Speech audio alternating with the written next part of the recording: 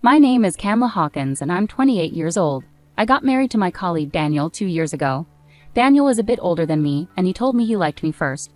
It took some time, but eventually I got pregnant after we got married. The baby is due later this year. Now that my morning sickness has gone away and I feel better during my pregnancy, I'm starting to get everything ready for the baby. I lost my parents when I was young, so my husband's parents have been a big support to us. They're really excited to become grandparents for the first time. They live in a countryside area, so we don't see them often. They always remind me to take good care of myself and eat well to have a healthy baby. They send us fresh vegetables and fruits they grow themselves. Lately, I've noticed I've gained a bit of weight, maybe because I've been enjoying all those fresh veggies and fruits so much. I have an older sister named Sophia Baker, who is 32 years old. She's married and has a sweet 3-year-old daughter named Maya.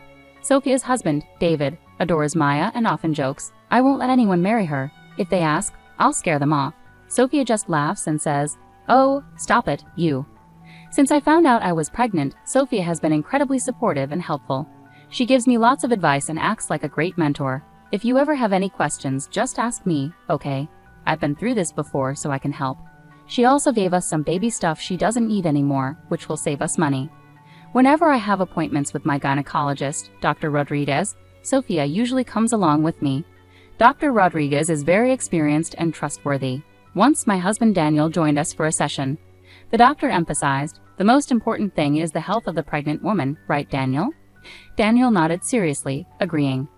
"Absolutely. She shouldn't be doing heavy lifting or reaching for high things. It's okay for her to exercise moderately, but don't overdo it," the doctor advised. Daniel listened carefully and then reassured me, "Don't worry, I can handle the cooking and grocery shopping. I'm happy to help with cleaning and laundry too," I asked him directly. He smiled and agreed, "Of course. It's not much different from what I do now. I can take care of the heavy shopping, like drinks." It made me really happy to see him so supportive and involved. After we got married, I decided to quit my job and now I work part-time at a local supermarket. My job involves being a cashier and restocking shelves. I work 3 days a week for about 3 to 4 hours each day, which isn't too taxing for me. There are many women at work who have kids, so they understand my situation and often give me advice. Lately, Daniel's job has become more demanding. I know what he does because we used to work at the same company. He's in an office job, so except during the busy financial reporting season, he shouldn't have too much overtime, I remind myself. They've started a new department, and I've been made team leader for a group of younger staff, he mentioned. I need to work hard now that we're expecting a baby. But I worry about him pushing himself too much. "Don't overdo it," I caution him, and he reassures me, "Don't worry, I take breaks when I need to." One day I received a call from my cousin Luke Cohen. "Hey Cam, I need some advice," he said. Luke, who is 2 years younger than me, got married to Alice last year. They've been together since high school. Alice is pregnant, and she's been having awful morning sickness.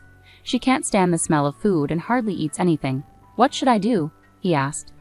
"Well, if she can't eat bread, let her eat cake, right? You sound like Marie Antoinette," I teased. But seriously, when I was pregnant, I just avoided foods that bothered me and ate what I could manage. Staying hydrated was important, and chewing mint gum or candy helped with the nausea, I advised. "Got it, thanks. You always know what to say. I'll call you again if anything else comes up," Luke responded gratefully. Sophia, who is my elder in motherhood but younger in experience, lives nearby. Since she's self-employed, she has more flexibility with her time. We've had plenty of opportunities to hang out even before I got married. However, Daniel's behavior began to change as he started working more on weekends, claiming he needed to sort out paperwork from the week. We were spending less time together, and I could feel him becoming more distant. One night, I brought up my frustration about his frequent weekend work. "Can't you manage your work better? You said you'd help around the house, but I feel like I'm doing everything," I complained. My belly was getting bigger, and even simple tasks like cutting my nails were becoming a challenge. But he brushed off my concerns and asked for more support, saying, "My work is really important right now. Can't you be more understanding?" "I get that, but I'm struggling too. Look at my belly. I'm working hard for our child as well. Please don't just dump everything on me," I replied. "Besides, what I heard, is it about seeing another man? Do you mean my cousin Luke? He helps me with shopping when you're not around," I clarified. "Cousin, really? We've been meeting for a while now. He's part of my family, so naturally, we see each other," I explained. "Anyway, please be patient with me a little longer." As the due date approached, tensions remained high. When labor started, I went to the hospital with Sophia. Dr. Rodriguez told me, "You're ready for the delivery room. After the birth, you'll stay for postnatal care." Daniel couldn't be there for the birth or help with hospital preparations due to work, so Sophia took care of everything. 5 hours after arriving at the hospital, I gave birth to a boy. Despite the pain, the midwife said it was a straightforward delivery. Seeing my baby's adorable face made everything feel worthwhile. That night, Daniel finally visited the hospital. Dr. Rodriguez warmly said, "Congratulations on your wife's hard work. Hold your baby and enjoy this moment." I was tired but excited to see Daniel's reaction. However, he didn't smile and remained silent after seeing the baby. Then he asked, "Is he really my child?" "What? That's your first thought?" I was shocked and speechless. Dr. Rodriguez reassured us, "Give it some time. You'll grow to love him." Gathering my thoughts, I turned to Daniel and said firmly, "This is our child. Let's work together to raise him." Despite my plea, Daniel remained impassive. Then, out of nowhere, he said, "Doctor, I have a request. Please conduct a DNA test for the child." "What?" I was stunned by his request. A DNA test? Did he seriously doubt that this was his child? It felt absurd and deeply hurtful. Dr. Rodriguez was taken aback. "Well, it's possible to do that, but these aren't the kind of words you should be saying on the day of the birth."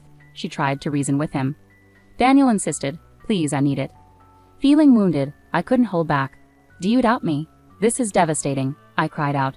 The pain of childbirth suddenly seemed trivial. "I just want the truth. If the test shows he's really our son, that's all that matters. It would bring me peace of mind, or is there some reason you're worried about?" Was he implying I had something to hide? It was a terrible accusation. "I don't expect you to thank me, but asking for a DNA test right now is beyond hurtful."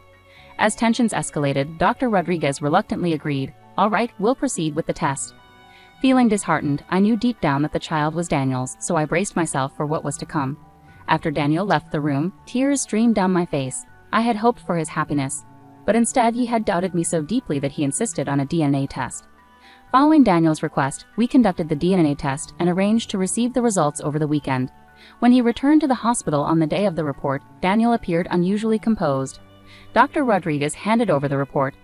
"Let's get straight to the point. The test results show that the probability of Daniel being the father of the boy is..." Dr. Rodriguez paused before delivering the devastating news, 0%. This child is not biologically related to Daniel. I was in utter shock, on the verge of collapse. But how is that possible? I struggled to comprehend any explanation. My mind went blank. Daniel smirked triumphantly. "Just as I suspected. You tried to pass off a child from an affair as mine." He pointed accusingly at me. "We're getting divorced. You're solely responsible. Get ready for significant alimony payments." After Daniel left the room, I was left in shock and disbelief. I turned to Sophia and Luke for advice. Sophia listened quietly, then spoke firmly. "This is a false accusation. We need to clear this up." Luke, strangely smirking, assured me, "Don't worry, everything's fine on my end." Sophia snapped back, "This is serious, not a joke." Luke chuckled, seeming amused. I couldn't tell if they were taking the situation seriously or enjoying my distress. Later, Daniel called me. I decided to file for divorce. My parents support me. As the victim here, I'll be seeking alimony, maybe around $30,000. I'm thinking of leaving it all to a lawyer. Is that okay? He continued coldly. "Oh, and you'll cover the hospital bills yourself. I won't pay a cent for someone else's child." I replied sharply, "Do whatever you want." "Fine, do as you wish. I feel like a stranger now. If you can't pay the alimony, I'll take the house and land." "It's my right as the victim," Daniel remained defiant. "Those properties were inherited from my deceased parents. I don't care. Anyway, I'm busy with the divorce preparations. I'll get in touch later." I shared this with Sophia and decided to focus on my next steps. Shortly after, I was discharged from the hospital, and Luke arrived to pick me up in his car. "How are you holding up? Feeling tired?" Luke asked gently. "I'm feeling much better now, but I need to stay strong for this little one," I replied, glancing at my baby wrapped snugly in a blanket. "That's right. I've got everything planned out. We'll make sure Daniel pays back double or even triple for what he's done," Luke assured me. As we talked, we pulled up to my house. Inside, everything looked different. Daniel had cleared out all his things, leaving the rooms nearly empty except for the baby items I'd prepared. There was a note from him. "I'm leaving the house and won't be returning. Don't try to find me at my parents' place. I'll contact you only when necessary." Realizing he might have gone where he usually handles matters, I soon received a call from Daniel. His timing was impeccable. I answered, and he immediately shouted, "Why did you send that to my workplace?" "Well, since you didn't tell me where you were going, I had no choice but to send it to your office," I replied casually. "You've made a mess. I had to explain everything to my boss, and now everyone at work is staring at me because of it. It all went according to plan. That's not my concern, I retorted. So you've seen the notice, right? Make sure you show up at the lawyer's office. Don't even think about avoiding this. Who said anything about running away? You better be ready. I'm going to fight this until the end. It seemed that the legal notice sent by my lawyer had reached Daniel's office. I could picture him feeling rattled. The plan to confront Daniel was slowly falling into place. Soon after, we gathered at the lawyer's office for the divorce proceedings. Daniel's parents were present as well. Sophia and her husband David, who works in construction and has always treated me like a sister, accompanied me. The meeting began. My wife cheated and had a child, trying to pass it off as mine and using my money. This is extremely deceitful, so I'm not only seeking alimony but also asking for the house and land in her name as compensation, Daniel asserted confidently. But I was prepared for anything. My lawyer began to explain. I understand your concerns, however, in a divorce involving infidelity, property division is still governed by legal principles, and not all demands may be met. My role is to mediate based on the facts and ensure fairness, Daniel retorted. Justice is clearly on my side here. Having a child with someone else and trying to pass it off as mine is essentially fraud. I might consider involving the police, his parents chimed in. Camilla, this is devastating. We were so happy about our first grandchild, only to find out it's not Daniel's. It's heartbreaking, especially for the child. Regardless of legal outcomes, please raise the child well and make amends, Daniel's parents added. What you've done is unforgivable. I'm entirely innocent and the victim here. It all hinges on Camilla reflecting on her actions and apologizing to me. Do you have any remorse or intention to apologize? Daniel was convinced of his impending victory. Now is the perfect time. No, Daniel, the one who needs to reflect and apologize is you, I responded calmly. Taken aback by my unexpected retort, Daniel stood up. What are you talking about? I know everything. What if your affair partner found out? I might seek compensation from him too. I've invited someone here who knows about your actions, I continued teasingly. Are you out of your mind? I'm the victim here. Daniel was now on the defensive. I'm the victim here, so who are these witnesses? I declared. Thank you for waiting. Please come in, I beckoned, and two individuals entered the room. Daniel looked stunned. And who are you? I asked the first person. I'm Dr. Rodriguez from the maternity clinic, the first person answered. And you? I turned to the second person.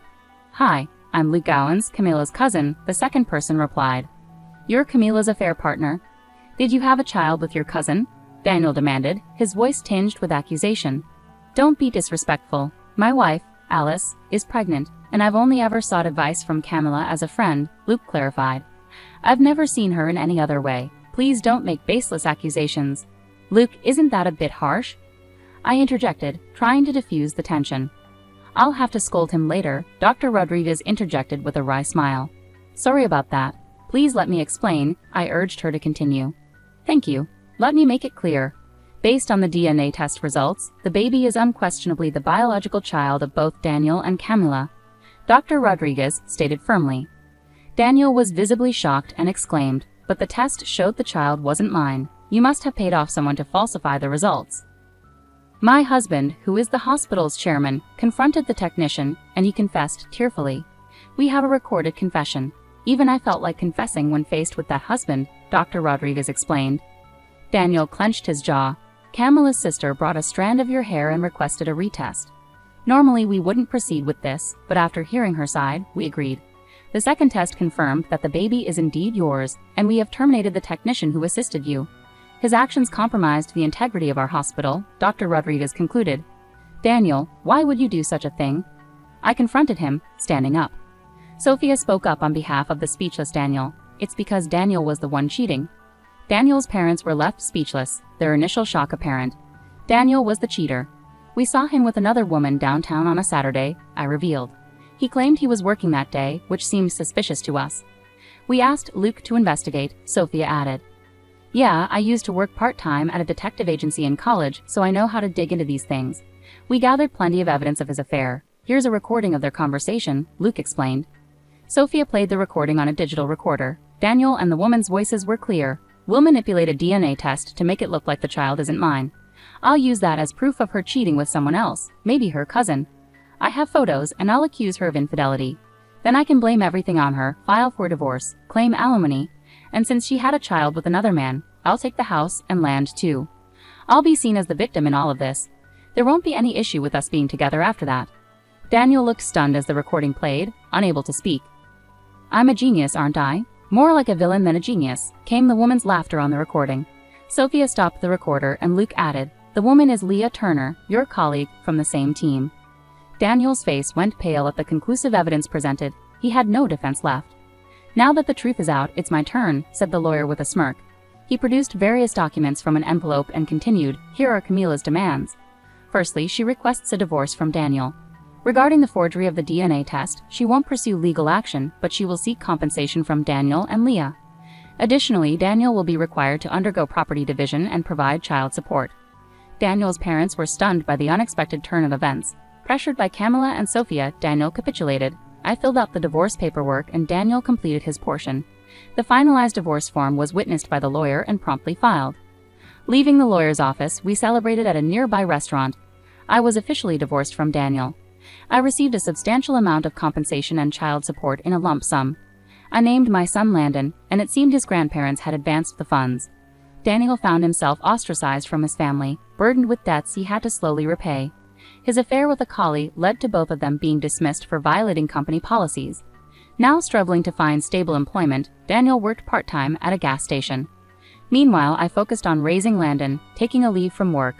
The compensation money I received was sufficient for us to live on comfortably. Landon brought immense joy into my life, and capturing his moments on camera turned into a surprising source of income when Luke edited and uploaded our videos online, which gained popularity. I received tremendous support in raising Landon, not just from Sophia, but also from my colleagues at the part-time job, especially the older women who helped with grocery shopping and deliveries. The store manager, who often assisted with these deliveries, turned out to be a kind and hardworking man who had gone through a divorce himself. Unbeknownst to me, the ladies at work had been subtly trying to set us up. As Landon turned 1 year old, the store manager proposed to me. I admired his humble demeanor, fairness, and how he treated everyone with respect.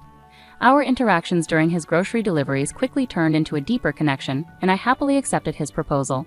Landon, too, grew fond of him, and I trusted him completely to care for my son. We're taking our time with marriage preparations, enjoying this new phase of our relationship. Recently, Landon started calling him manager or dad, which filled my heart with happiness. Watching Landon sleep peacefully, I made a promise to myself not to let this happiness slip away again.